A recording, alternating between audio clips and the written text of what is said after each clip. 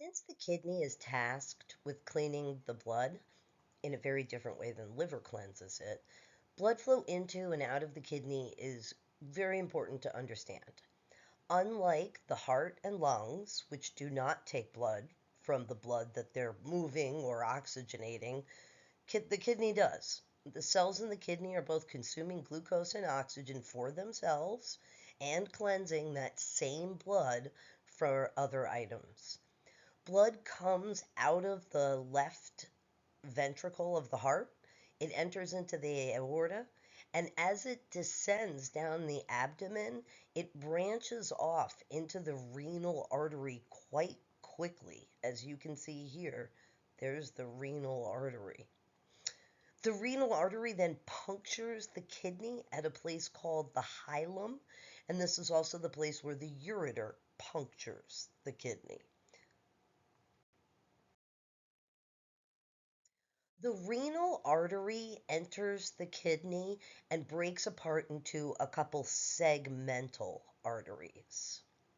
There's three that are shown here. It depends on how big your kidney is. If you have 7 lobes, you'll probably have 3 or 4 of these segmental arteries.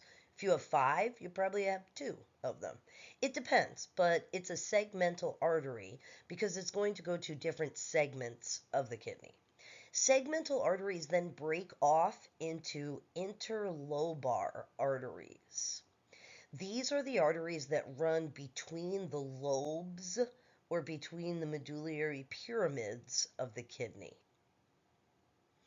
Interlobar arteries separate into arcuate arteries.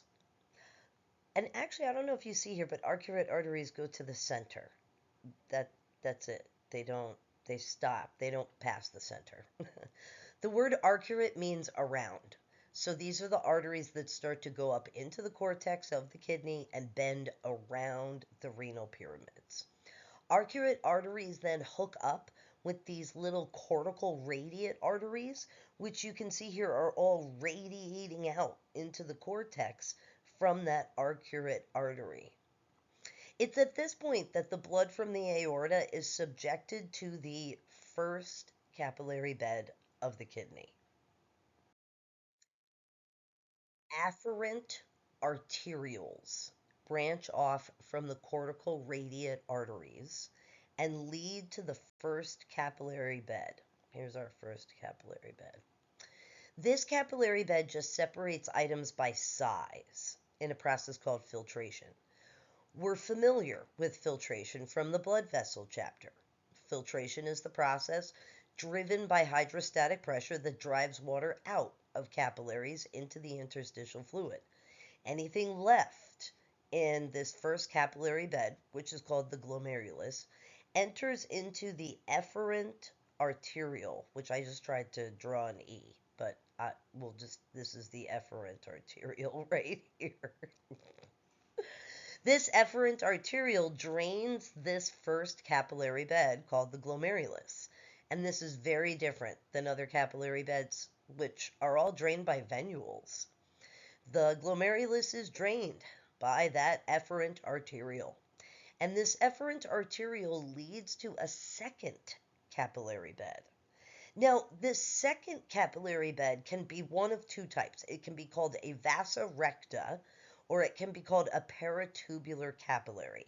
It depends on the type of nephron that's involved. This capillary bed, the second one, is concerned with reabsorption, a process that we also saw in the blood vessels.